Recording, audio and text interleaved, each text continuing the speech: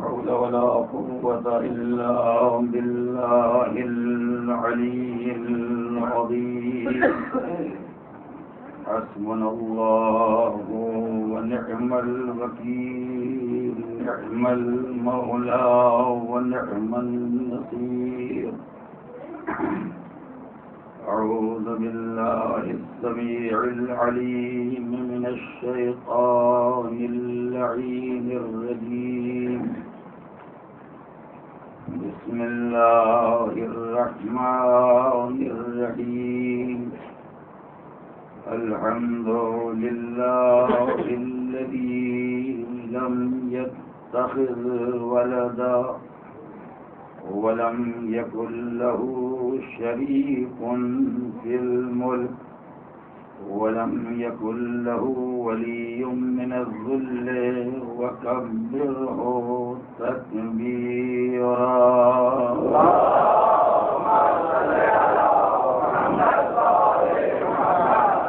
والصلاة والسلام والتحية والإكرام على الرسول النبي الأمي الذي أرسله بالحق بشيرا ونذيرا وداعيا إلى الله بإذنه وسراجا منيرا. سيدنا ومولانا أبي القاسم محمد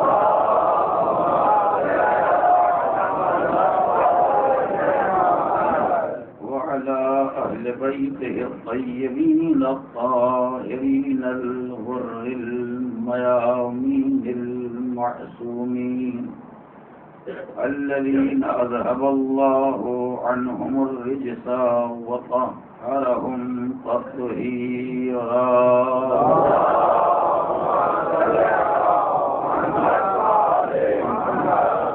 أما بعد فقد قال الله الحكيم في كتابه الكريم. بسم الله الرحمن الرحيم. وما خلقت الجن والإنس إلا ليعبدون ما أريد منهم من رزق وما أريد أن يطعمون إن الله هو الرزاق ذو القوة المتين.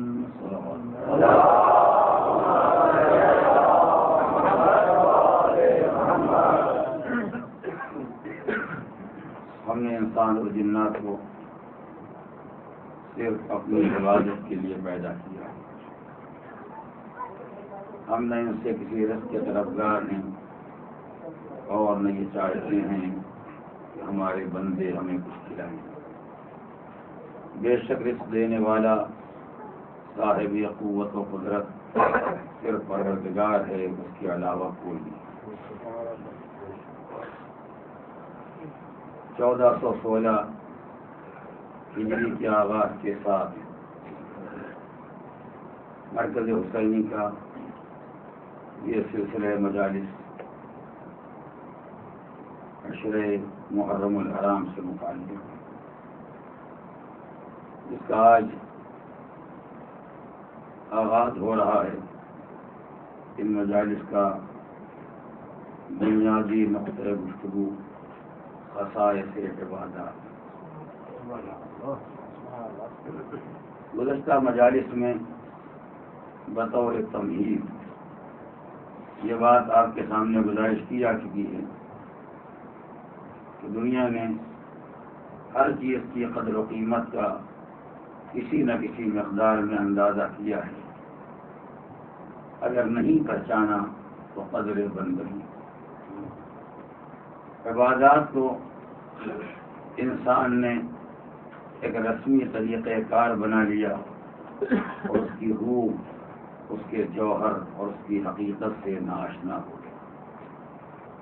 اسی لیے بندے خدا ہونے کے بعد بھی انسان بندگی خدا سے الگ رہتا ہے. اپنے کو عبد خدا کہنے پر ناز بھی کرتا ہے اور عبدیت سے فرار بھی کرتا ہے۔ یہ فقط اس بات کا نتیجہ ہے کہ انسان نے عبدیت، عبادت اور بندگی کی قدر و قیمت کو نہیں پہچانا۔ جو سلسلہ کلام آج آپ کے سامنے گزارش کرنا ہے، اس سے پہلے ایک مسئلہ اپنے تمام سامعین کے لیے اور بالخصوص اپنے بچوں کے لیے واضح کر دینا ضروری ہے۔ ہم ابتدا میں جو دینیات پڑھائی جاتی ہے یا پڑھنے سے پہلے بچوں کو جو دینی معلومات رٹائے جاتے ہیں اور یاد کرائے جاتے ہیں، ان معلومات کا خلاصہ یہ ہے کہ ہمارے دین کے تعلیمات کے دو حصے ہیں۔ ایک حصے کا نام ہے اصول دین اور دوسرے حصے کا نام ہے فروع دین۔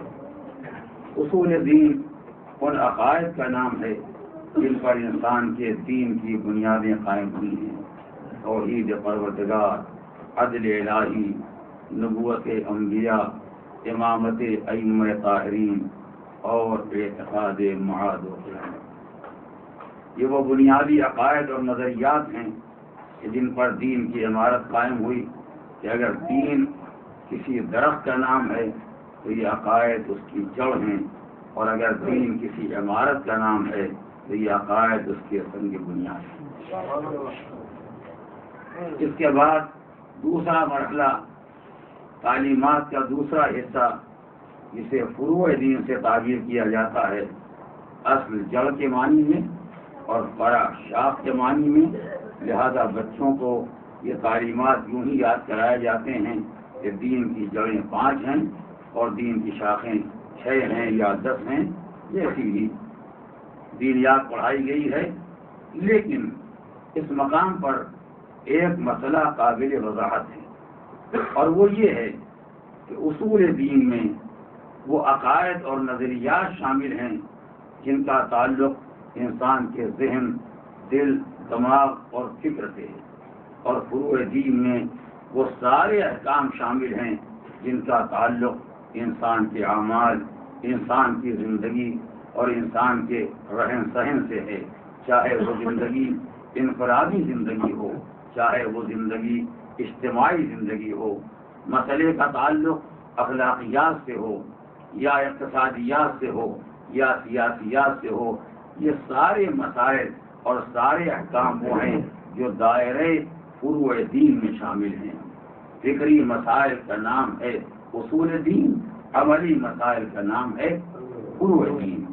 اگر ہماری کتابوں میں فروع دین 6، 7، 8، 10 لکھے جاتے ہیں تو یہ فقط بچوں کو بنیادی طور پر دین سے آشنا بنانے کا ایک ذریعہ ہے، ورنہ نہ ہمارے عقائد ان 5 عقائد میں محدود ہیں جو توحید و عدل و نبوت و امامت و قیامت کی شکل میں آتے ہیں۔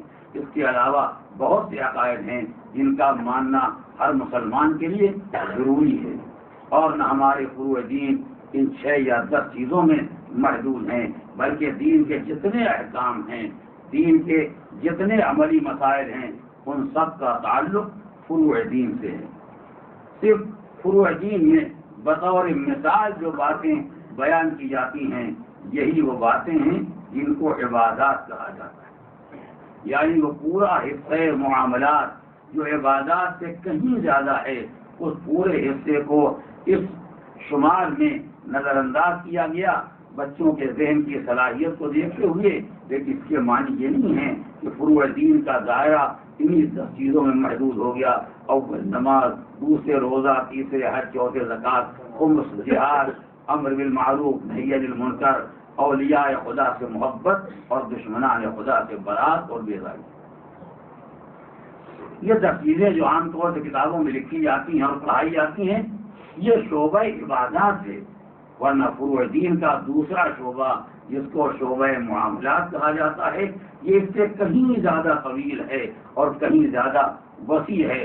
اسی لیے اگر آپ رسالہ عملیہ جو ہمارے سامنے ہر زبان میں موجود ہیں، جہاں دین کے مسائل نقل کیے گئے ہیں، اگر آپ ان رسائل عملیہ کا مطالعہ کریں گے تو آپ کو اندازہ ہوگا کہ تقریباً ہماری زندگی کے سارے معاملات اور سارے احکام کو 65 حصوں میں تقسیم کیا گیا ہے، جن میں سے 10 حصوں کا نام ہے عبادات، کہ نماز، روزہ، حج، زکات جو آپ نے بچپنے میں یاد کیا اور اپنے بچوں کو یاد کرایا، یہ اس پورے فروعی نظام کے مقابلے میں چھٹے حصے کے برابر بھی نہیں ہے۔ ہمارا فروعی نظام، ہمارا احکامی نظام، ہماری عملی زندگی کا قانون اس سے کہیں زیادہ وسیع ہے، اور چونکہ ہم نے بچے کے ذہن کی کمزوری کو دیکھ کے اسے مختصر سی باتیں بطور نمونہ یاد کرا دی اور یہ بھول گئے کہ اس کے بعد یہ بچہ اپنے کو اتنا بڑا عالم و فاضل و قابل تصور کر لے گا کہ مزید پڑھنے کی زحمت ہی گوارا نہ کرے گا۔ اور بچہ پڑھنے کی کیا زحمت کرے گا، جتنا ماں باپ کو یاد تھا وہ تو 5 ہی برس کی عمر میں بتا دیا۔ اس کے بعد بچہ اگر اپنے دین کے بارے میں کچھ معلوم کرنا چاہے تو بتانے والے ماں باپ ہی کو خبر نہیں ہے، تو سیکھنے والا بچہ کہاں سیکھنے جائے۔ اگر بچے کو دینی مدرسے کے حوالے کیا جائے تو ماں باپ کو بچے کا مستقبل پریشان کر دیتا ہے، فیوچر ڈارک ہے، مستقبل تاریخ ہے، حالات خراب ہیں، کون پرسان حال ہوگا، روٹی روزی کا ذریعہ کیا ہوگا، یہ سارے تصورات وہ ہیں جو بچے کو دین کی راہ میں آگے نہیں بڑھنے دیتے۔ جب ماں باپ اس لائن پر، اس راستے پر نہیں جانے دیتے جہاں دین کے مزید معلومات حاصل ہوں گے، تو یہ ماں باپ کی ذمہ داری تھی۔ اگر مدرسے میں بھیجنے میں مستقبل کے تاریخ ہو جانے کا خطرہ تھا تو جیسے کل گول میں بٹھا کے 10 باتیں یاد کرائی تھی، کبھی تو پہلو میں بٹھا کے باقی 55 بھی یاد کرا دی ہوتی، مگر یاد کراتا کون؟ پہلے اس ماں کو تو معلوم ہو کہ اس کا نظام دین کیا ہے، اس باپ کو معلوم ہو کہ اس کا نظام زندگی کیا ہے، اسی کے بعد تو کسی کو باخبر کرے گا۔ جتنا انہوں نے بچپنے میں سیکھا تھا بڑا کمال کیا، اگر آنے والی نسل کے حوالے اتنے ہی معلومات کر دیے، ورنہ بے خبری یوں ہی نسلوں میں منتقل ہوتی رہی۔ اور اس کا لازمی نتیجہ یہ ہوا کہ انسان جب مصلی عبادت پر آیا تو بہترین نمازی دکھائی دیا، اور جب دکان تجارت پر آیا تو بدترین خیانت کار دکھائی دیا۔ اس لیے کہ اس کا خیال یہ تھا کہ اصول دین تو الحمدللہ ہمارے پہلے پختہ مضبوط اور مستحکم ہیں، توحید کا عقیدہ ہے، عدالت کو مانتے ہیں، نبوت و امامت کو جانتے ہیں، قیامت پر ایمان رکھتے ہیں، یہ مسئلہ تو پہلے مکمل ہو گیا۔ اس کے بعد دین کا ایک حصہ اور باقی رہ گیا تھا، چاہے وہ نماز، روزہ، حج، زکات، جہاد، حج صاحبان استطاعت پر ہے وہ الحمدللہ ہمیں کبھی حاصل نہ ہوگی، زکات نصاب والوں کے واسطے ہے وہ کبھی فراہم ہی نہ ہوگا، خود بچت کے اوپر ہوتا ہے، جس دن مال بچے گا اس دن ہم نہ بچیں گے، جہاد زمان امام میں ہوتا ہے وہ پردے غیب میں چلے گئے، امر بالمعروف نہی عن المنکر علماء کی ذمہ داری ہے، ہم سے کوئی تعلق نہیں ہے۔ ہمارے پاس 2 باتیں رہ گئی ہیں، اولیاء خدا کی محبت کا لفظی اعلان کرتے رہو اور دشمنوں سے لفظی برات کرتے رہو۔ گویا دین مکمل ہو گیا، عقائد بھی کامل ہو گئے، اعمال بھی مکمل ہو گئے۔ اس کے بعد تجارت میں اگر بددیانتی ہوتی ہے تو کوئی حرج نہیں ہے، کرایہ داری میں اگر خیانت ہوتی ہے تو کوئی مسئلہ نہیں ہے، شرکت میں اگر شریک پر ظلم ہوتا ہے تو کوئی حرج نہیں ہے، نکاح میں صبح و شام جھگڑے ہوتے ہیں تو کوئی مسئلہ نہیں ہے، طلاق میں صبح و شام ہنگامے کھڑے ہوتے ہیں تو کوئی مسئلہ نہیں ہے، زراعت میں کاشتکار اور مالک میں جھگڑے ہوتے ہیں تو کوئی مسئلہ نہیں ہے، آب پاشی میں غلط گھڑیاں چلائی جاتی ہیں تو کوئی مسئلہ نہیں ہے۔ بہرحال اس بے ایمانی سے پہلے بھی نماز، بے ایمانی کے بعد بھی نماز، یہ 2 رکعت نماز جو پڑھ لی انسان مطمئن ہو گیا، اس لیے اس کے خیال میں اس کا دین کل اتنا ہی تھا جتنا اس کے دینیات کی پہلی کتاب میں پڑھا تھا۔ جو بچپنے سے قابل ہوا تو قیام آخر عمر تک قابل ہی رہ گیا، نہ پہلے احساس پیدا ہوا تھا کہ دین اس کے علاوہ بھی کچھ اور ہے، نہ بعد میں یہ احساس پیدا ہوا کہ دین کے معلومات اور اس کے احکام کی دنیا بہت وسیع ہے۔ آج جتنی بے دینی اور جتنی بدکاری، عیاری، مکاری معاشرے میں، مسلمان معاشرے میں پائی جاتی ہے، وہ سب نتیجہ اسی بات کا ہے کہ پورے عالم اسلام کی تعلیم میں یہ بنیادی کمزوری پائی جاتی ہے کہ فروع دین میں شعبہ عبادات سمجھایا گیا اور شعبہ معاملات کا اشارہ بھی کر دیا گیا، ورنہ اگر بچے کے ذہن میں کم سے کم اتنی بات کسی لوگ سے آ گئی ہوتی کہ ہمارا کل دین اتنا ہی نہیں ہے دین اس کے بعد بھی ہے، نظام الہی اس کے بعد بھی ہے، قانون زندگی اس کے بعد بھی ہے۔ یہی وجہ ہے کہ نظام اسلام کے رواج کے چرچے تو بہت ہیں، مگر نظام اسلام بھی انہیں اعمال تک محدود رہ گیا جن کو پورے دین میں شمار کیا گیا۔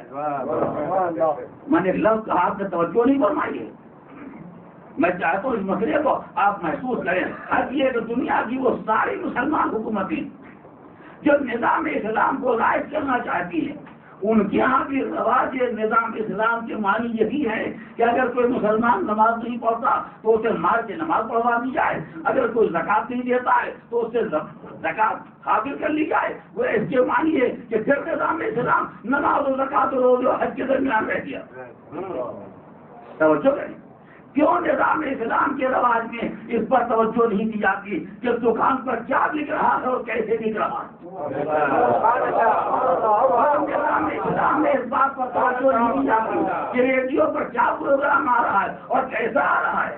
کتنی وہ یعنی پھیل گئی ٹی وی اسٹیشنوں پر، کتنے گانے ناچ کے رواج ہو گئے ریڈیو اسٹیشنوں پر۔ کیا یہ اسلام کا کوئی حصہ نہیں تھا؟ یہ اسی بچپنے کی تعلیم کی کمزوری ہے کہ مذہب کو عبادتوں میں محدود کر کے مسجدوں میں لے جا کے بند کر دیا اور اس کے بعد پوری زندگی کو اپنے لیے آزاد بنا لیا۔ ورنہ اگر مسلمان نے یہ سمجھا ہوتا کہ اسلام ایک ایسا جامع نظام زندگی ہے جس میں بازار بھی شامل ہے،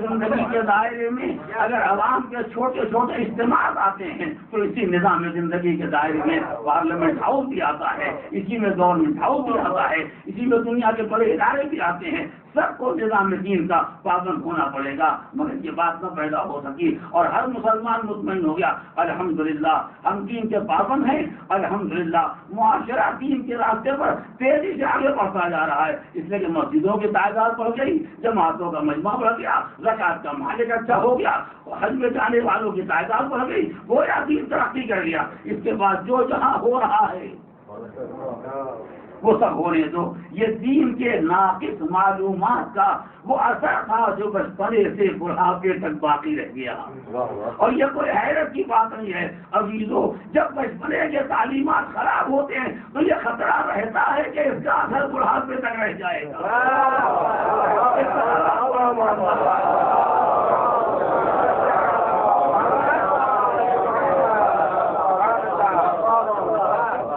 ضرورت ہوتی ہے کہ اس کے بعد تربیت کا مستقل انتظام کیا جائے تاکہ انسان اس حصہ دین کو بھی پہچان لے جس کو بچپنے کی کمزوری کے بنا پر نہیں بتایا گیا تھا۔ اور جو ذکر آیا ہے، میں اپنے موضوع کی مزید وضاحت کے لیے ایک لفظ یاد دلانا چاہتا ہوں، شاید آپ بھی اس مرحلے سے گزرے ہوں۔ بہرحال میرا ذاتی تجربہ ہے اور مجھ جیسے ہزاروں لاکھوں انسان ہیں جن کا تجربہ یہ ہے، بچپنے میں جب ہم کو دینیات کی کتاب پڑھائی جاتی تھی تو دینیات کی کتاب میں وہ حصہ جو عقائد سے متعلق تھا، توحید کے بارے میں چند سطریں، عدل الہی کے بارے میں چند باتیں، نبوت کے بارے میں کچھ تذکرے، امامت کے بارے میں ائمہ معصومین کے اسماء گرامی یا ان کے صفات و کمالات، قیامت کے بعد تفصیلات، صراط، میزان، جنت، جہنم، یہ ساری باتیں ہمیں عقائد کے شعبے میں پڑھائی گئی۔ اس کے بعد جب ذکر آیا اعمال کا تو نماز کا ذکر ہم نے سنا، روزے کا تذکرہ سنا، حج و زکات کی باتیں سنی،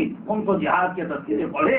اس کے بعد جب طہارت کے مسائل کا ذکر شروع ہوا تو جب تک وضو کی بات ہوتی رہی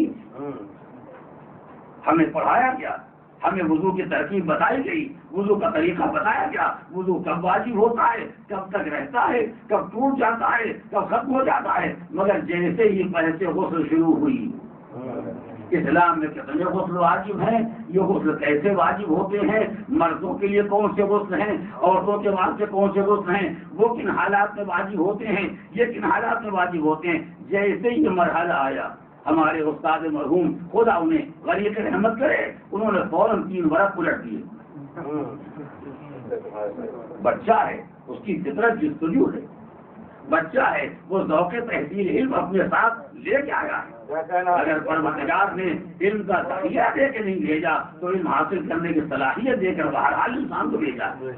بچہ پریشان ہے، اس کے اندر کیا پایا جاتا ہے؟ کیا اس کو تم سے کوئی تعلق نہیں ہے؟ ہم نے کہا ٹھیک ہے، آج بھی تعلق ہوگا، جب کبھی تعلق ہوگا تو استاد محترم بتا دیں گے کہ اب تم سے تعلق پیدا ہو گیا ہے. 5 برس کی عمر میں، 6-7 برس کی عمر میں بچے نے دینیات پڑھ لی، اور جس دن دینیات کا آخری صفحہ پڑھ لیا، اسباب نحوست اور اسباب برکت، گھر میں زندگی میں کیا کام کیے جائیں جس سے گھر میں برکت پیدا ہو جائے، اور وہ کون سی برائیاں ہیں جن سے گھر میں نحوست پیدا ہوتی ہے. جس دن کتاب کا 16واں یا 32واں صفحہ پڑھ لیا،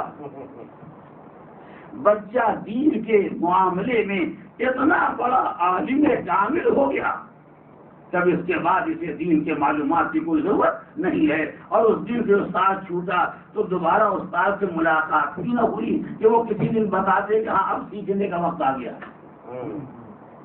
یہ ہر ایک کی زندگی کا نقشہ ہے. اگر آپ نے پڑھا ہے مکاتب میں اور مدرسوں میں ابتدائی دنیا کی تعلیم حاصل کی ہے تو یہ زندگی آپ نے بھی دیکھی ہے. سب کے تجربے کی بات ہے جو میں گزارش کر رہا ہوں، اور میں چاہتا ہوں اس نقطے کو آپ محسوس کریں تاکہ اگر کل یہ غلطی ہوئی ہے تو آئندہ یہ غلطی نہ ہونے پائے، تاکہ آئندہ نسلوں کے پاس جو دین ہمارے ذریعے سے جائے وہ مکمل دین ہو، مکمل نظام ہو، تاکہ آنے والی نسلیں جب واقعی مسلمان بنے تو مسلمان تنہا نماز روزے کی مسلمان نہ ہوں، پوری زندگی کے اعمال کے مسلمان ہوں، جہاں رہیں وہاں مسلمان ہوں.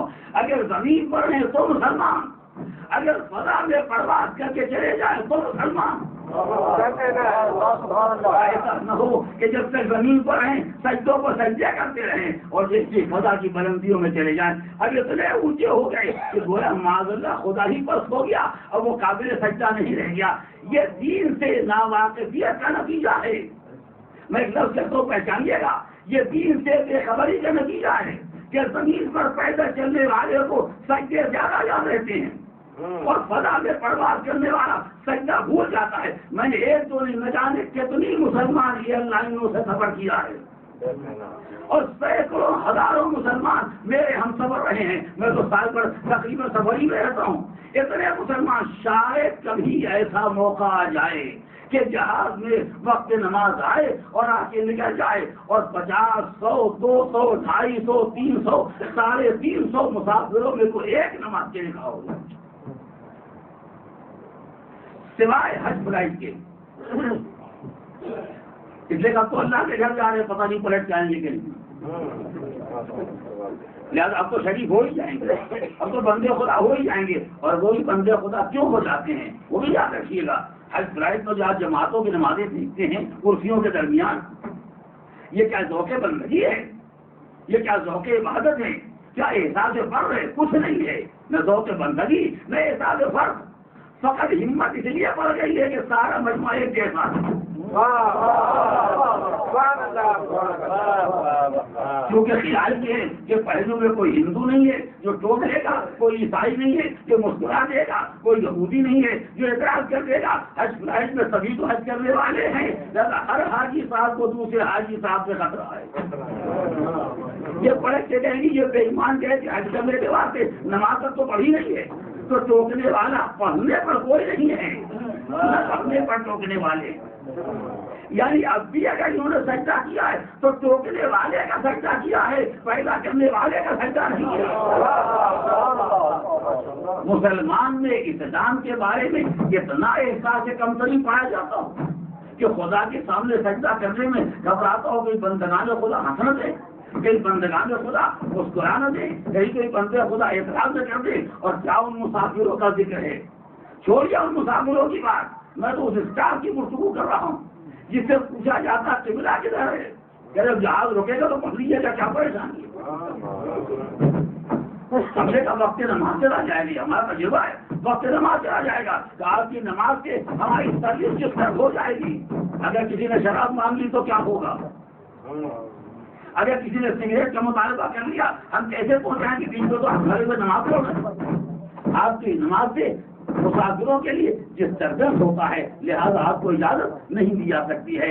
یہ سب مسلمان حکومتوں کا، مسلمان عوام کا، مسلمان ملکوں کا، مسلمان بندگان خدا کا حال ہے، اور یہ سب نتیجہ اس بات کا ہے کہ ابتدا سے اسلام آفاقی نظام، زندگی کا نظام نہیں بنا ہے، ابتدا سے اسلام مسجدوں کا نظام ہے، اسلام خانقاہوں کا نظام ہے، ورنہ اسلام اگر زندگی کا نظام ہوتا تو مسلمان جہاں رہتا اس کا وہی حال ہوتا۔ اور جب بات آئی ہے تو میں جملہ یاد دلانا چاہتا تھا، مسلمان جو پابند دین مسلمان ہے، جو ایماندار دیانتدار مسلمان ہے، اس کا یہ حال ہے کہ زمین پر چلے تو سجدہ خدا یاد رہے، اور فضا میں پرواز کرنے لگے 30,000 فٹ کی بلندی پر تو سجدہ پروردگار بھول جائے، اور جو اس کا ماننے والا ہے جو مسجد الحرام میں رہے تو سجدہ کرے۔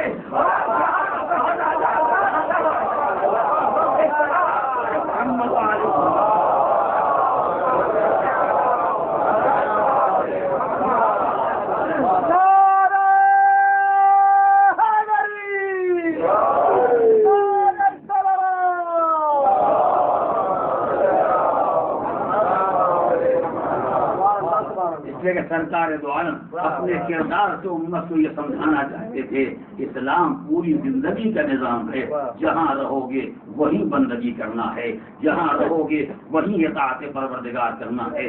بندہ کبھی بندگی سے بے نیاز نہیں ہو سکتا، بندے کے لیے یہی بہت ہے کہ بندہ بے نیاز ہے، بندہ بے نیاز نہ ہونے پر جتنا محتاج رہے گا اس کے شرف میں یوں ہی اضافہ ہوتا رہے گا۔ تو میں یہ گزارش کر رہا تھا کہ ہماری ابتدائی تعلیم اتنی کمزور ہو گئی اور اس کے بعد پھر توفیق نہ ہو سکی اکثر لوگوں کو مزید دینی معلومات حاصل کرنے کی، جس کا نتیجہ یہ ہوا کہ ہمارا مذہب ایک محدود دائرے کا مذہب کہا جانے لگا، اور ساری دنیا میں اب یہی پروپیگنڈا ہو رہا ہے، اسلام خانقاہوں کا، محرابوں کا، مسجدوں کا مذہب ہے۔ ٹھیک ہے، آپ مسلمان رہیں، ہمیں کوئی اعتراض نہیں ہے، ہم کو یاد ہے، ہمیں یاد ہے کہ آج سے 12 برس پہلے جب کمیونزم کی لہر ساری دنیا میں پھیل رہی تھی اور اشتراکیت کے پرستار روس کے ایجنٹ مسلمان دنیا کو اپنے سانچے میں ڈھالنا چاہتے تھے، تو ان کا ایک ہی پروپیگنڈا تھا، ہم آپ کے مذہب میں کوئی دخل نہیں دیتے، آپ نمازیں پڑھتے ہیں پڑھیے، روزے رکھتے ہیں رکھیے، حج کے واسطے جانا ہے چلے جائیے، زکات نکالنا نکال دیے، ہم تو فقط یہ کہنا چاہتے ہیں کہ ہمارا نظام ایک معاشی نظام ہے، آپ معاشیات کی دنیا میں ہمیں مان لیں، عبادات کی دنیا میں جہاں چاہے رہیں، ہمیں کوئی اعتراض نہیں۔ کتنے مسلمان کلمہ گو، مسلمان ماں باپ کی اولاد، مسلمان گودیوں کے پلے ہوئے کمیونسٹ ہوئے یا نہیں ہوئے؟ آپ بتائیے کتنے مسلمان تھے جو اشتراکیت کے مارے ہوئے تھے یا نہیں؟ کتنے پڑھے لکھے مسلمان، یہ ڈاکٹر، وہ پروفیسر، وہ یونیورسٹی والے، وہ کالج والے، یہ بڑے مسلمان، وہ چھوٹے مسلمان، یہ سب اشتراکیت کے دلدادہ اور پرستار کیوں ہو گئے؟ اس لیے انہیں اپنے مذہب کے بارے میں اتنا ہی معلوم تھا کہ مذہب میں نماز روزہ حج زکات ہونا چاہیے، اس کے بعد معاشی نظام ان سے لیں گے، سیاسی نظام برطانیہ سے لائیں گے، اخلاقی نظام کہیں اور سے ڈھونڈ کے لائیں گے، ساری دنیا کے حوالے ہو گئی، فقط محراب اور خانقاہ و مسجد مذہب کے حوالے کر دی گئی۔ اگر ہماری تعلیمات میں، اگر ہمارے مذہبی اعلانات میں یہ کمزوری نہ رہی ہوتی تو ہمارا استحصال یوں نہ کیا جاتا، ہمیں اس طریقے سے استعمال نہ کیا جاتا۔ اب بات آئی ہے کہ جملہ کہوں، اور کیونکہ آپ اس تاریخ کو جانتے ہیں لہذا آپ اس کی معنویت کو خود پہچان لیں گے، مجھے وضاحت نہیں کرنا پڑے گی۔ اسی لیے مذہب کی پرانی تعلیم کا اثر اور تعلیم کے کمزور ہونے کا اثر، ہم نے دونوں اثرات بڑی بڑی شخصیتوں کی زندگی میں دیکھے، کیونکہ یہ معلوم تھا کہ مذہب میں نماز روزہ ہے، اور یہ نہیں معلوم تھا کہ مذہب میں معاشیات بھی ہیں، اخلاقیات بھی ہیں، سیاسیات بھی ہیں، اجتماعیات بھی ہیں، پوری زندگی پر قانون مذہب محیط ہے، یہ نہیں معلوم تھا۔ لہذا ہم نے زندگی کے تینوں رنگ دیکھے، بچپنے کا نمازی انہی کو دیکھا، توجہ کریں، آپ پہچانے تو میں سمجھوں کہ کتنے آپ کے سماجی معلومات ہیں۔ بچپنے کے نمازی وہی تھے، جوانی کے بہترین کمیونسٹ وہی تھے، اور آخر وقت کے بے شمار وہی تھے۔ اس لیے تو ان کا خیال یہ تھا کہ مذہب میں بگڑا کیا، مذہب اول آخر نماز ہے، اول بھی ہماری نماز اور آخر میں طائب ہو کے مسجد میں آگے پیش نماز ہو گئے، لہذا مذہب سلامت رہ گیا۔ اگر درمیان میں معاشی نظام کسی اور کے اختیار کر لیا تو مذہب میں بگڑا کیا، اس لیے کہ مذہب میں تو کوئی معاشی نظام تھا نہیں۔ عزیزان محترم، اکثر میرے بچے پوچھا کرتے ہیں کہ ہم جو کبھی عملیے کی کتاب پڑھتے ہیں، توضیح المسائل جیسی کتابیں جب پڑھتے ہیں، یہ تو نئی باتیں وہاں پائی جاتی ہیں، کون اسے یاد رکھے گا، کون اسے سمجھے گا؟ 4000 مسائل بچہ 15 سال کا کیسے سمجھے گا اور کیسے یاد رکھے گا؟ عزیزوں، مسئلہ آپ کے یاد رکھنے کا نہیں ہے، ہو سکتا ہے 4000 میں 3000 مسئلے وہ ہوں جن کا آپ کی زندگی سے کوئی تعلق نہ ہو، نہ دکان کھولی نہ تجارت کا مسئلہ سامنے آیا، نہ زراعت کی نہ مزارعے کا مسئلہ سامنے آیا، نہ سینچائی سے مبتلا ہوئے نہ مساقات کا مسئلہ سامنے آیا، نہ کبھی مرالی کے مکان ہوئے کرائے کو اٹھایا نہ اجارے کا مسئلہ سامنے آیا۔ مسئلہ یہ نہیں ہے کہ یہ مسائل آپ کی زندگی میں سامنے آتے ہیں یا نہیں، مسئلہ یہ کہ ہمیں کتاب بہرحال اتنی ہی موٹی تیار کرنا ہے، اس سے کہ ہم نے ابتدا میں چھوٹی دینیات لکھ کے دیکھ لیا،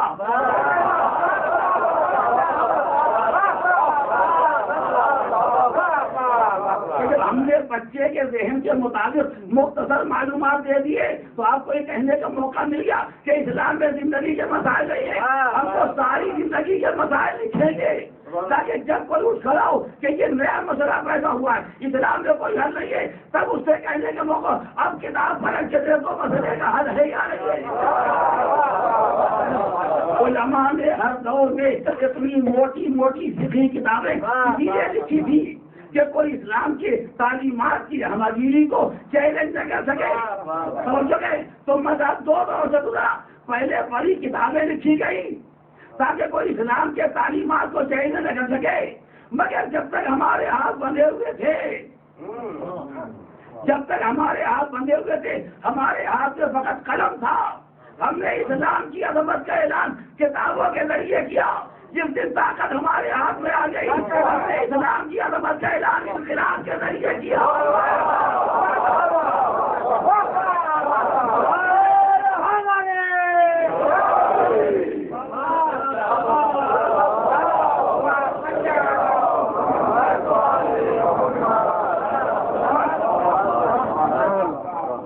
اسلام اور انقلاب نے کوئی نیا دین نہیں بنایا ہے، کوئی نئے قوانین ڈھونڈ کے ہی نکالے ہیں، جو وہی قوانین ہیں جو روز اول سے کتابوں میں لکھے جاتے ہیں۔ بس فقط اتنا تھا کہ مسئلہ کل کتابوں کی حد تک محدود رہ گیا تھا، اس لیے کہ ہمارے ہاتھوں میں اختیار نہیں ہے۔ ہمارے ہاتھوں میں اختیار آئے تو اختیار کا کل مطلب یہ ہوتا ہے کہ اسلامی تعلیمات کو کتاب سے نکال کے میدان میں رکھا جائے، ہماری زندگی میں رکھا جائے، ساحت اعمال میں رکھا جائے، تاکہ انسان کو اندازہ ہو یہ خالی پڑھنے کا مذہب نہیں ہے، یہ عمل کرنے کا مذہب ہے۔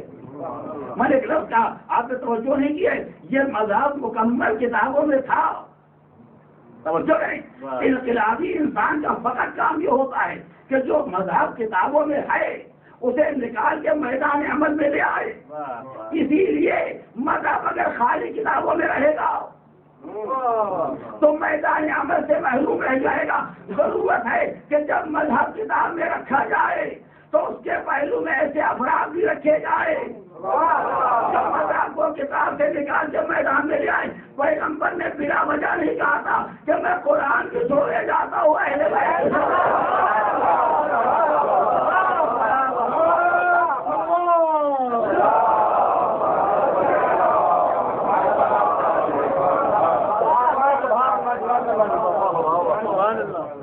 کتاب کی چھوڑے جا رہا ہوں، اس میں سارا نظام زندگی اور نظام بندگی پایا جاتا ہے، اور وہ افراد بھی چھوڑے جا رہا ہوں جو اس نظام کو کتاب سے نکال کے میدان عمل میں لے آئیں گے، جو اس نظام کو انسانی زندگی میں مجسم بنائیں گے۔ ایسے افراد اگر نہ رہ جائیں گے تو مذہب بدنام ہو جائے گا، مذہب کے تعلیمات سے دنیا ناآشنا رہ جائے گی۔ یہ مختصر اشارات تھے جو میں نے آئندہ کے تقاریر کے لیے آپ کے سامنے گزارش کی ہے۔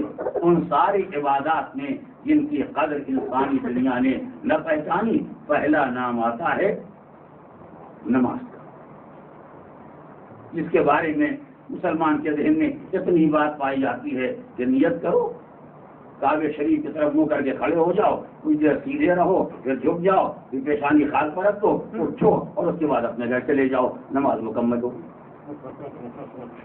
ایک قیام ہے، ایک قعود ہے، رکوع ہے، سجود ہے، تشہد، سلام، فقط والسلام۔ اس سے زیادہ یہ نماز کیا ہے، اس کی روح کیا ہے، اس کا جوہر کیا ہے، اس کی جان کیا ہے، اگر انسان ان حقائق کو پہچان لیتا تو نماز میں وہ سارے اثرات پیدا ہو جاتے جو قرآن مجید نے بیان کیے ہیں۔ ظاہر ہے کہ میرے پیش نظر اس نماز کے خصوصیات کے بارے میں، جو جملہ عبادات کے خصوصیات کے بارے میں گزارش کروں گا، میرے پیش نظر تنہا اس نماز کے خصوصیات کے بارے میں تقریباً 125 خصوصیات ہیں جو پروردگار عالم نے اس نماز کے اندر رکھے ہیں۔ ظاہر ان ساری باتوں کے عرض کرنے کا موقع نہیں ہے، انشاءاللہ اس موضوع پر میری کتاب منظر عام پر آئے گی تو آپ خود پڑھ لیں گے۔ فی الحال وقت اشارتاً چند باتیں گزارش کرنا ہے، اسے آپ محسوس کریں۔ پروردگار عالم نے اپنے پیغمبر سے خطاب کر کے اعلان فرمایا، اتلو ما اوحی الیک من الکتاب واقم الصلاۃ۔ پیغمبر جو کتاب بذریعہ وحی آپ کے حوالے کی گئی ہے، آپ اس کتاب کی تلاوت کریں اور نماز قائم کریں۔ اب تک کی تمہید آپ کے ذہن میں ہے، آپ اس کتاب کی تلاوت کریں اور نماز قائم کریں، یعنی آپ کا دین کتاب میں نہ رہ جائے، کیا آپ خالی پڑھ کے سنا دیں۔ میدان عمل میں پہلا قدم آپ کا ہونا چاہیے، آپ نماز قائم کریں۔ اور ظاہر ہے جب آپ نماز کی تعلیم امت کو دیں گے تو امت ہے فائدے کی پرستار، امت ہے منفعت پرست، امت ہے مفاد پرست۔ یہ وہی انسان ہیں جو کل کے کافر آج کلمہ پڑھ کے مسلمان ہو گئے، جن کے ذہن میں پہلا خیال اور سوال یہ پیدا ہوگا کہ اگر ہم نماز پڑھیں تو اس کا فائدہ کیا ہوگا۔ لہذا پیغمبر آپ انہیں فائدہ سمجھائیں، ان الصلاۃ تنہی عن الفحشاء والمنکر۔ نماز کا کام یہ ہے کہ نماز انسان کو ہر برائی سے روکتی ہے، چاہے کھلی ہوئی برائی ہو چاہے چھپی ہوئی برائی ہو۔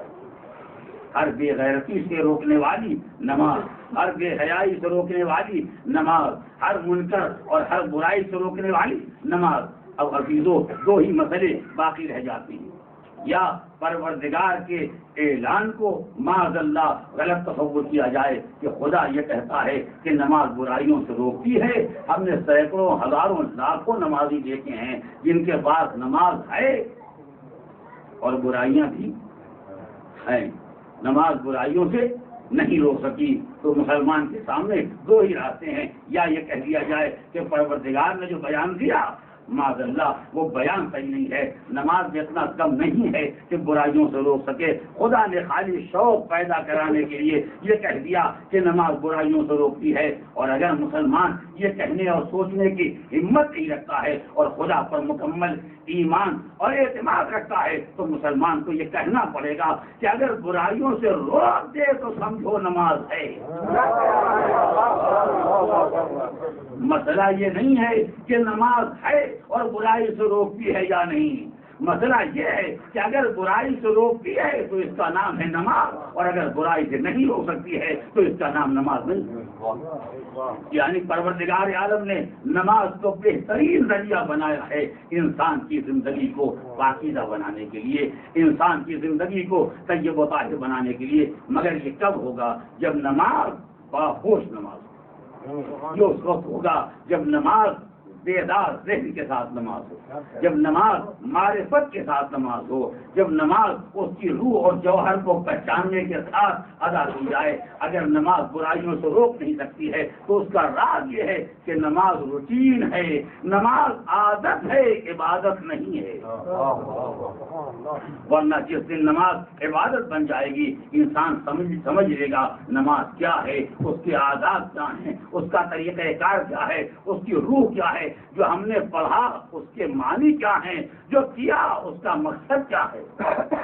جس دن انسان یہ پہچان لے گا اس دن واقع نماز ہر برائی سے روک دے گی۔ میں بہت دور آپ کو نہ لے جاؤں گا، بس چند باتیں بطور اشارے کی گزارش کر رہا ہوں تاکہ آپ پہچانے کہ نماز میں روکنے کی طاقت ہے یا نہیں ہے۔ قرآن مجید نے آواز دی، مسلمان اذا قمتم الی الصلاۃ، دیکھو ایمان والو اگر نماز کے لیے اٹھے ہو تو جب نماز کے لیے اٹھو فاغسلوا وجوہکم وایدیکم الی المرافق، تو پہلے تمہاری ذمہ داری ہے کہ وضو کرو، چہرے کو دھو، ہاتھ کو دھو، سر کا مسح کرو، پیر کا مسح کرو، یہ سارے کام مکمل ہو جائیں۔ اس کے بغیر سرحد نماز میں قدم نہ رکھنا، یہ پہلی تعلیم ہے اسلام کی۔ اور جیسے مسلمان نماز کے لیے اٹھا، قرآن نے پکار کے کہا پہلے وضو کرو، اور جیسے وضو کرنے کا ارادہ کیا اسلام نے آواز دی پہلے دیکھو پانی پاک ہے یا نہیں۔ سوچ کے چلے آپ، پہلے یہ دیکھو یہ پانی پاک ہے یا نہیں ہے۔ اگر پانی نجس ہے تو وضو نہیں ہو سکتا ہے، اور لا پاک ہو یہ دیکھو تمہارے لیے اس کا استعمال جائز بھی ہے یا نہیں۔ اگر پانی دوسرے کا ہے اور مالک راضی نہیں ہے تو لاکھ کو پاک صحیح مگر تمہارے کام آنے والا نہیں ہے، تو پانی کی طہارت پر نظر رکھو، پانی کے جائز ہونے پر نظر رکھو، اور اتنا ہی کافی نہیں ہے۔ جب تم نے وضو کرنے کا ارادہ کیا تو پہلے اپنے اوپر نگاہ رکھو، اگر چہرہ نجس ہے تو نجس چہرے پر وضو نہیں ہوتا ہے، اگر ہاتھ نجس ہیں تو نجس ہاتھوں پر وضو نہیں ہوتا ہے، اگر سر پیر نجس ہیں تو نجس سر پیر کے اوپر مسح نہیں ہوتا ہے۔ تو پانی بھی پاک ہے، تم بھی پاک رہو، جائز بھی رہے، اور تنہا جائز نہیں یہ دیکھو واقعاً پانی بھی ہے یا نہیں۔ ایسا نہیں ہے کہ کسی نے شوربے کو پانی بنا کے دے دیا ہو، ایسا نہ ہو کسی نے شراب کی بو کو چھین کے پانی بنا کے تمہارے حوالے کر دیا گیا ہو، نہیں، دیکھو یہ واقعاً پانی ہے یا نہیں ہے۔ اگر پانی ہے تو وضو ہوگا، اگر نہیں ہے تو نہیں ہوگا۔ اس کے معنی کیا ہیں کہ ابھی سرحد نماز تک نہیں پہنچا، توجہ کریں، ابھی سرحد نماز سے قدم نہیں رکھا مگر طہارتوں کا احساس پیدا ہو گیا، توجہ کریں، طہارتوں کا احساس پیدا ہو گیا، پانی کی طہارت کا احساس پیدا ہو گیا، اپنی طہارت کا احساس پیدا ہو گیا، اور اتنا ہی نہیں ہوا بلکہ جائز اور ناجائز کا فرق ابھی سے سمجھنے لگا۔ اگر جائز ہے تو وضو ہوگا، اگر ناجائز ہے تو وضو نہیں ہوگا۔ اور اتنا ہی نہیں ہے بلکہ پانی نے، وضو نے انسان کو طبیعیات کا محقق بنا دیا۔ آج تنگ کر کے وضو نہ کرو، پہلے دیکھ لو یہ واقعی پانی ہے یا نہیں ہے۔ یعنی ایسا نہیں ہے کہ عبادت کی دنیا میں چلے گئے تو ساری دنیا کے مادیات سے الگ ہو گئے، نہیں، عبادت تو بعد میں قدم رکھنا، پہلے پانی کی تحقیق تو کرو یہ کیا ہے، کتنا بڑا دھوکہ ہے۔ تو دنیا نے سمجھا کہ سائنس کی دنیا الگ ہے، مذہب کی دنیا الگ ہے، نہیں توجہ کیا آپ نے؟ اسلام نے فقط ایک شرط لگا کے کہ پانی طے کرو مطلق ہے یا مضاف، بغیر اس کے وضو نہ کرنا، بغیر اس کے سرحد نماز کا قدم نہ رکھنا۔ اسی ایک قانون سے پہلے تمہیں سائنس کی زمین پر قدم رکھوایا، اس کے بعد سرحد بندگی میں داخلے کی اجازت دی تاکہ یہ تفرقہ نہ ہونے پائے کہ ادھر کی دنیا الگ ادھر کی دنیا الگ، نہیں، تم پانی کی تحقیق کرو، یعنی سائنسسٹ بنو، طبیعیات کے معلومات حاصل کرو، پانی کی تحقیق کرو، مگر یہ تحقیق عبادت کے لیے ہو، دنیا داری کے لیے نہیں۔ محمد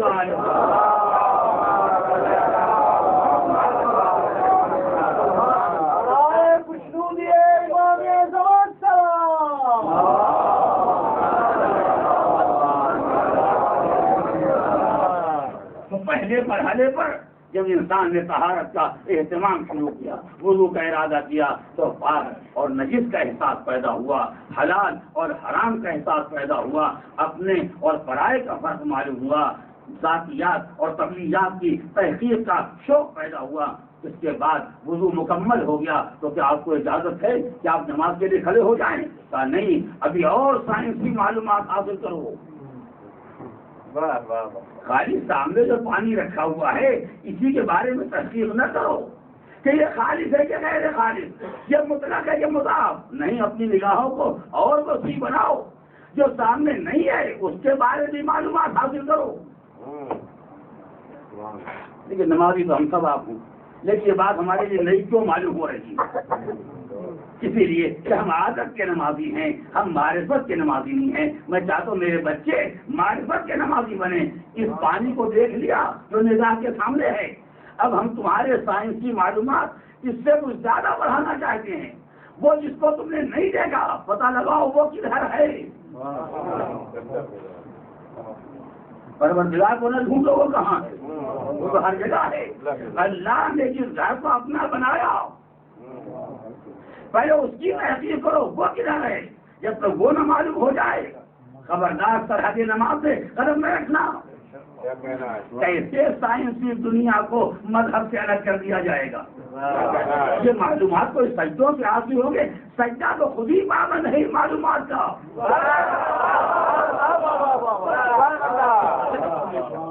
تو فرمائیں گے لیکن نماز نے انسان کی معرفت کو کتنا وسیع بنایا۔ پہلے پانی کی حقیقت کو پہچانا، اس کے بعد قبلے کی جہت کو پہچانا، پتہ لگاؤ خانہ کعبہ کدھر ہے۔ چاہے وہ قطب نما سے معلوم ہو، چاہے قبلہ نما سے معلوم ہو، چاہے ستاروں سے معلوم ہو، جیسے معلوم ہو، مگر پتہ لگاؤ۔ نہیں میرے الفاظ پر توجہ کرتے چلو ہی تو میں چاہتا ہوں ایک بامعرفت نماز کیسی ہوتی ہے۔ اگر قطب نما قبلہ نما سے معلوم ہو جائے تو غنیمت جانو، کیا کہہ رہا ہے؟ ورنہ ستاروں سے پتہ لگاؤ کعبہ کدھر ہے۔ یعنی نماز میں قدم نہ رکھنا جب تک نجوم کا علم نہ ہو جائے، جب تک ستاروں کی ساخت نہ معلوم ہو جائے سرحد نماز میں قدم نہ رکھنا۔ پہلے یہ تو معلوم کرو کہ قبلہ کدھر ہے، یہ وہی معلوم ہو گیا تو کیا نماز شروع کر دے 10 بجے دن میں نماز ظہر کا نہیں؟ ابھی تو تم نے خالی ستاروں کو دیکھا ہے۔ ابھی تو تم نے خالی ستاروں سے قبلے کے رخ کو پہچانا ہے۔ جو ستاروں کی جان، جو ستاروں کا سلطان و شہنشاہ، اس کی حرکاتوں میں نگاہ رکھو۔ یہ دیکھو وہ کدھر جا رہا ہے، ہاتھ تک آیا یا نہیں، آگے دل سے آگے بڑھا یا نہیں، سایہ مشرق میں جا رہا ہے یا مغرب میں جا رہا ہے۔ جب یہ معلومات حاصل ہو جائے تب سرحد نماز میں قدم رکھنا۔ پانی کی تحقیق کی تو نماز پڑھی، ستاروں پر نگاہ کی تب نماز پڑھی، سورج کی حرکتوں کو دیکھا تب نماز پڑھی، شام کو مہتاب کی گردش کو دیکھا تو نماز پڑھی، اور کبھی ایسا بھی ہوتا ہے کہ اگر تیز ہوا چل جائے تو نماز پڑھی۔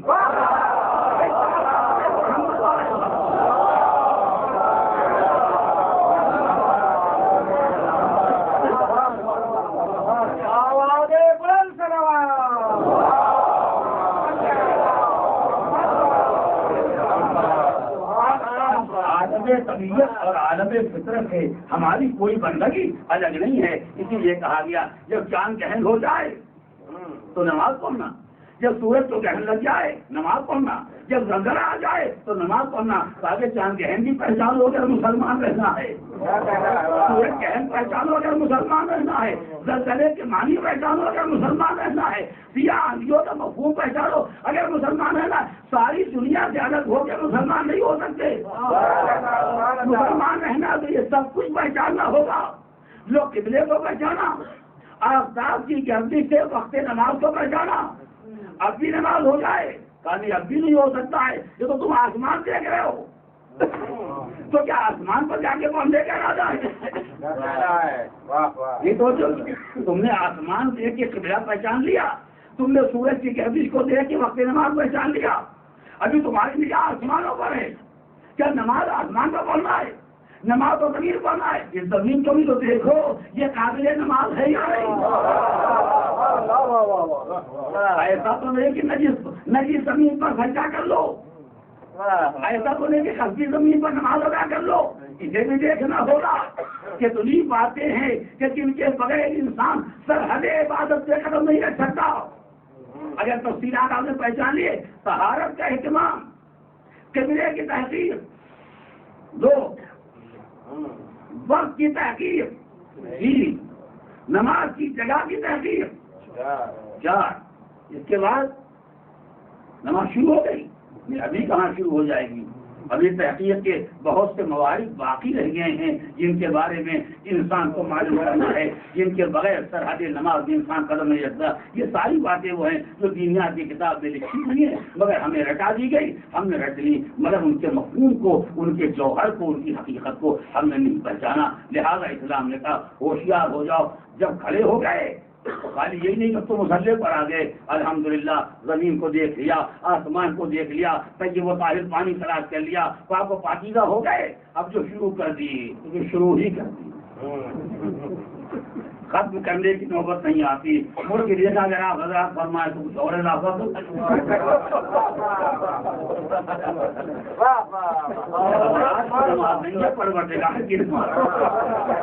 اس سے پوچھو معبود بننا ہے تو کتنا بننا ہے، اگر سجدے کرنا ہے تو کتنے سجدے کرنا ہے، وہ کہے دو تو دو، وہ کہہ دے تین تو تین، وہ کہے چار تو چار، جو نماز پڑھنا ہے پہلے عدد نماز معلوم کرو، کیا کہنا ہے یہ نماز کتنی رکعتوں والی نماز ہے، آپ نے بات تو ابھی متوجہ نہیں ہے، میں نتیجے تک آپ کو لے جا رہا ہوں، کتنے مرحلے طے ہو گئے، گنتی آپ کے ذہن میں ہے، یہ 5 منزلیں طے ہو گئی، ابھی نماز شروع نہیں ہوئی، وقت نماز، عدد نماز، جائے نماز، طہارت نماز، قبلہ نماز، یہ 5 منزلیں طے ہو گئی، ابھی نماز رہی ہے، اسے ابھی نماز شروع کر دو گے تو خود غرض کہے جاؤ گے، اب اگر نماز شروع کر دو گے تو مفاد پرست کہے جاؤ گے کہ تم خود خدا سے ملنا چاہتے ہو دنیا کو بھلا کے۔ اسلام فقط طبیعت کا، سائنس کا مذہب نہیں ہے، اسلام اجتماع کا مذہب ہے۔ جب سرحد نماز میں جانا چاہو تو سب کو ساتھ لے کے چلو، تاکہ معلوم ہو کہ مسلمان ایک سماجی انسان ہوتا ہے۔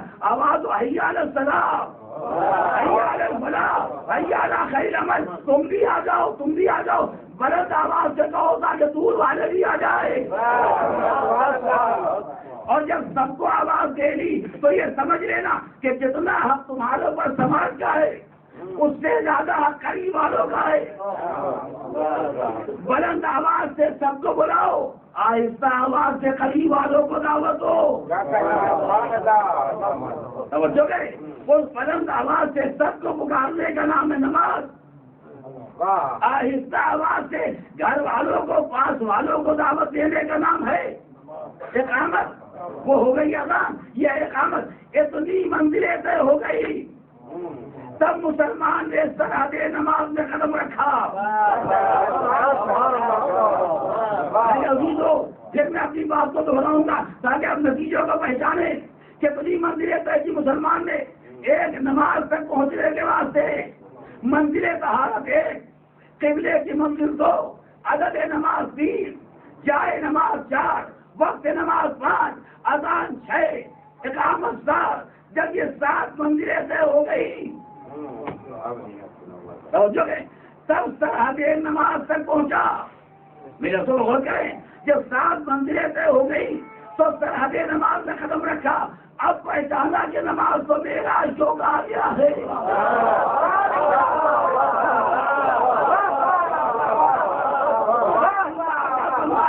ساتوں آسمانوں کو طے کر کے بندگی کی منزل میں قدم رکھا۔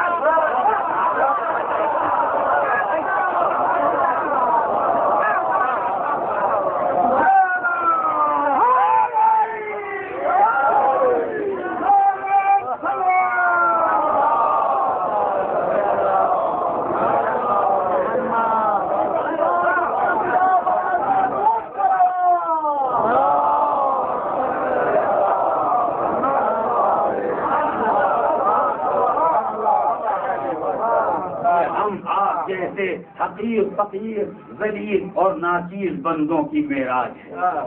اس معراج کی منزل تک جانے کے واسطے ان 7 آسمانوں کو طے کرنا پڑتا ہے، جو بظاہر چھوٹے چھوٹے اعمال دکھائی دیتے ہیں، مگر یہ چھوٹے اعمال نہیں ہیں۔ ان اعمال کے اندر تعلیم حق کا ایک ذخیرہ ہے جو انسان کو ان بلندیوں تک لے جا رہا ہے۔ اب میں پھر بات کو دہرا دوں اور اس تقریر کو آج اسی مقام پر روک دینا چاہتا ہوں، یعنی نماز ہے معراج، اور معراج تک جانے کے واسطے 7 آسمان طے کرنا ہے۔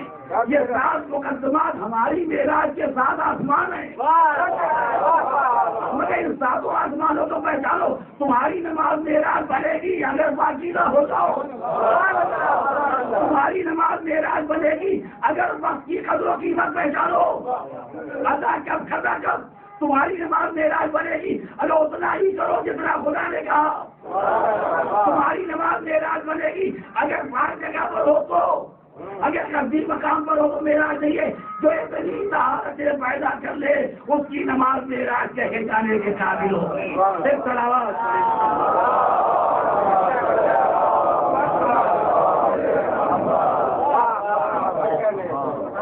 محترم، جب ہم آپ جیسے انسانوں کو اس زمینی معراج کی منزل پر قدم رکھنے کے واسطے اتنا پاکیزہ کردار بننا پڑتا ہے، کتنا طیب و طاہر بننا پڑتا ہے، تو واقعا جو صاحب معراج ہے اس کا کردار کتنا طیب و طاہر اور پاک و پاکیزہ ہوگا، جس کو پروردگار عالم چند لمحات میں زمین سے عرش اعظم کی بلندیوں تک لے گیا۔ بس آج اپنی گفتگو کو اسی مقام پر روک دینا چاہتا ہوں، مگر ایک بات جس کی طرف کل میں نے تمہید میں اشارہ کیا تھا وہ ایک جملے میں عرض کر کے اور تذکرہ مسائل کرنا چاہتا ہوں تاکہ یہ سلسلہ آپ کے ذہن میں آخر تک رہے۔ یہ تو ہو گئی ایک عبادت، جس کی ایک خصوصیت ہے جو میں نے آپ کے سامنے رکھی ہے کہ اگر انسان پاکیزہ کردار بلند کردار نہ ہو تو انسان نمازی کہے جانے کے قابل نہیں ہے۔ اس کے بعد جب ہم اپنی مذہبی زندگی میں قدم رکھتے ہیں تو ہمارے واسطے نماز آل محمد کی یاد کا بہترین ذریعہ ہے۔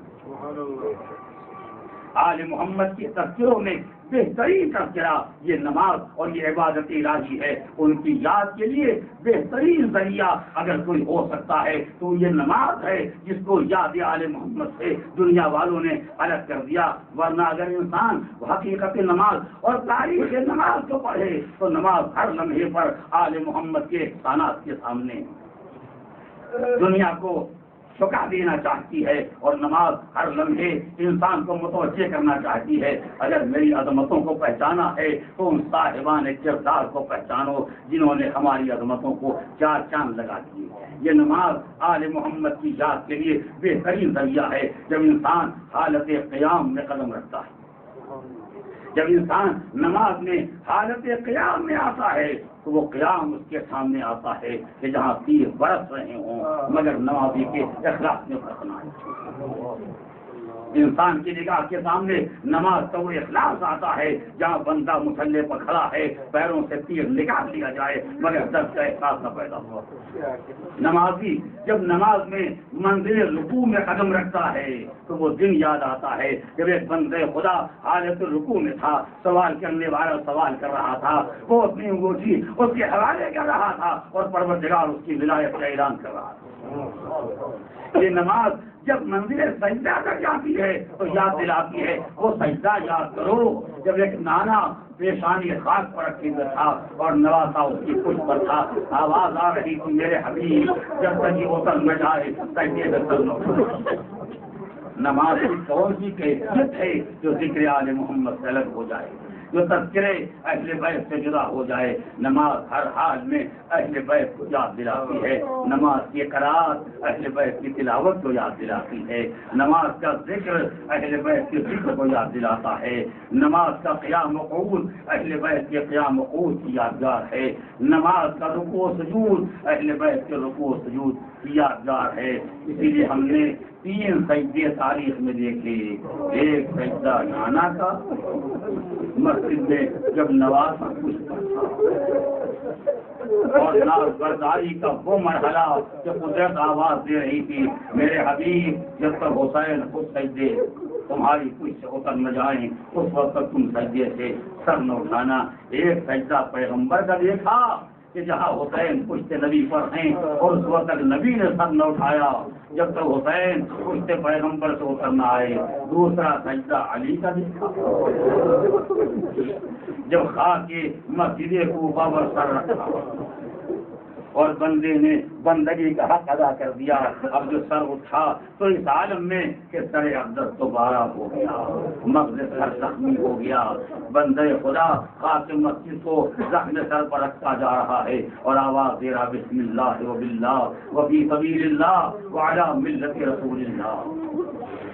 اس کو ورب بالکعبہ، پروردگار کعبہ کی قسم علی کامیاب ہے۔ یہ دوسرا تاریخی سجدہ تھا جو خاک مسجد کوفہ پر ہوا، اور تیسرا آخری سجدہ جو خاک کے کربلا پر نبی کے نواسے اور علی کے امداد نے کیا۔ یہ سجدہ ان دونوں سجدوں سے الگ ایک حیثیت رکھتا ہے، اس سجدے کی نوعیت الگ ہے۔ اس ایک سجدے کے لیے حسین نے کتنا اہتمام اور انتظام کیا ہے۔ 28 رجب سے اس سجدے کا انتظام شروع ہو گیا۔ میرے لفظوں پر عزیزوں آپ توجہ دیں گے کہ حسین وطن چھوڑ رہے تھے تو نانا کے پیغام کے ساتھ شاء اللہ انجرا کا قصیدہ، حسین کربلا جاؤ، پروردگار تمہیں شہید دیکھنا چاہتا ہے۔ حسین سر کٹانے کے لیے 28 رجب کو وطن سے نکل رہے ہیں۔ سجدہ آخر کا اہتمام اس دن شروع ہو گیا، مگر کیسا اہتمام، کیسا انتظام۔ دربار حکومت سے واپس آئے، دیکھا بہن بھائی کا انتظار کر رہی ہے۔ بھیا رات کے وقت دربار میں کیوں بلایا گیا؟ کہا بہن مختصر یہ ہے کہ اب یہ مدینہ رکھنے کے قابل نہیں۔ میرے سامنے بیعت حاکم کا مسئلہ پیش کیا گیا۔ بہن تم تو جانتی ہو حیدر کردار کا بیٹا کسی فاتح کو فاتح سے بیعت کر لے، یہ ناممکن ہے، اب مدینہ رہنے کے قابل نہیں ہے۔ بہن سامان سفر تیار کرو، اب ہمیں وطن چھوڑنا ہوگا۔ زینب سامان سفر تیار کر رہی ہے، حسین سفر کا ایک الگ انتظام کر رہے تھے۔ پہلے آئے نانا کے قبر کے پاس، قبر اثر سے نکل کے رونا شروع، روتے روتے ایک مرتبہ آنکھ لگ گئی، دیکھا جیسے قبر شگافتہ ہوئی، پیغمبر سامنے آ گئے۔ نواسے نے آواز دی نانا کیا اس قبر میں میری جگہ نہیں؟ آپ کے مدینے میں کوئی جگہ نہیں دے گئی۔ آواز آئی بیٹا حسین اگر میں اپنے پاس بلا دوں تو بیٹا کربلا پہنچ جائے گا، میرے دین کے لیے قربانی کون دے گا؟ جاؤ حسین جاؤ، سر کٹاؤ تاکہ میرا دین زندہ رہ جائے۔ نانا کی قبر کے پاس اٹھے، بھائی کی قبر کے پاس آئے، آ کے آخری سلام کیا، اس کے بعد مادر گرامی کی لحد کے پاس بیٹھے، قبر اثر سے لپٹ کے رونا شروع کیا۔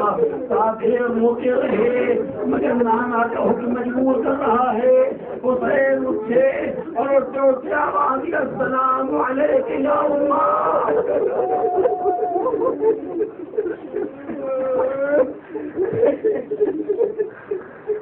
مادر گرامی آپ کی قبر کا مجاور آپ سے رخصت ہونے کے لیے آیا ہے۔ اماں اپنے حسین کا آخری سلام لے لو۔ اماں حسین یہ کہہ کے اٹھنا چاہتے تھے کہ قبر زہرا سے آواز آئی علیک السلام یا غریب اے ماں کے غریب و مظلوم مسافر، ماں کا سلام بھی لے لے، اور اے حسین تم تنہا نہ جاؤ گے، اب یہ ماں تمہارے ساتھ حکم اللہ۔ خدا کو کسی غم میں نہ لائے سوائے غم یاد محمد کے۔ جو عزیزو محرم کا شاد نمودار ہو گیا، آزاد کا دور آ گیا، وہ زمانہ آ گیا جس میں حسین کی ماں کو غربہ دینا ہے۔ بس جملے رخصت ہو گیا ہے، یہاں تک کہ رات تمام ہوئی، صبح کے وقت جب قافلے کی تیاری کا وقت آیا، برابر آپ سنتے رہتے ہیں، لیکن تاریخ ہے یا ضروری ہے کہ تذکرے کو دہرایا جائے۔ عبداللہ ابن سنا میں کوفی کہتا ہے کہ میں اسی دن مدینہ رسول پہنچا جس دن حسین مدینہ چھوڑ کے جا رہے تھے۔ میں نے عجب منظر دیکھا، مدینے کے طرف لوگ پریشان دکھائی دیتے ہیں، چہرے اداس ہیں۔ میں نے گھبرا کے پوچھا بھائیو یہ آج پریشانی کیوں ہے، یہ چہروں کو اداسی کیوں ہے، یہ لوگ دیوار پر ویرانی کیوں ہے؟ کیا شاید تمہیں نہیں معلوم آج جانے مدینہ سے نبی کا نواسا وطن چھوڑ کے جا رہا ہے۔ عبداللہ نے پوچھا یہ قافلہ کب جانے والا ہے؟ کیا قافلے کی تیاریاں مکمل ہو گئی ہے؟ قریب یہ قافلہ روانہ ہونے والا ہے۔ عبداللہ کہتا ہے میں حسین کے بیت الشرف کے قریب پہنچا تو میں نے دیکھا کہ ہاشمی نوجوان قافلے کی تیاری میں مصروف ہے۔ ہٹو ہٹو دور ہٹو، سیدانیوں کی سواری کے مظاہر۔ رونے والوں، عبداللہ کہتا ہے میں دور سے کھڑا یہ منظر دیکھ رہا تھا، میں نے دیکھا ایک ناکا جا کے بچھایا گیا، محمل ہے، امالی ہے، پردے کا انتظام ہے، ایک معظمہ بیت الشرف سے برآمد ہوئی اور ایک کمکی شہزادہ معظمہ کے ساتھ ساتھ ناکے کے قریب آئی اور آ کے ناکے میں سوار ہوئی۔ میں نے پوچھا یہ کون سوار ہوئی معظمہ اور یہ بچہ کون ہے؟ کیا سوار ہونے والی بیوے حسن خدمت انجام دینے والا یتیم حسن۔ تھوڑی دیر کے بعد میں نے دیکھا پورا ناکا لا کے بچھایا گیا، ایک معظمہ آگے سوار ہوئی، ایک جوان آگے بڑا پردے کا انتظام۔ برونے والوں یہ ناکا بھی آگے بڑھ گیا، ایک اور ناکا لا کے بچھایا گیا۔ میں نے دیکھا ایک جوان جو ذمہ دارانہ حیثیت سے اہتمام و انتظام میں مصروف ہے، ایک معظمہ آئی اور آگے ہماری میں سوار ہوئی۔ میں نے پوچھا یہ کون؟ کہا سوار ہونے والی علی کی چھوٹی میں عباس پردے کے انتظام کر رہے ہیں، علی اکبر اہتمامات میں مصروف ہے۔ رونے والوں آخری کی طرح راوی کہتا ہے جب یہ ناکا آگے بڑھ گیا تو ایک ناکا اور آگے چلا گیا۔ اب تک میں یہ دیکھ رہا تھا کہ ہاشمی جوان انتظام کر رہے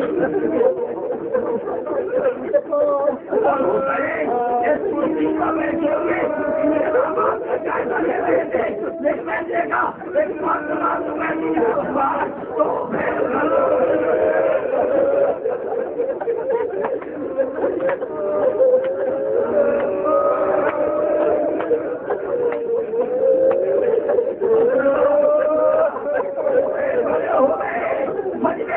ہٹایا گیا بھیا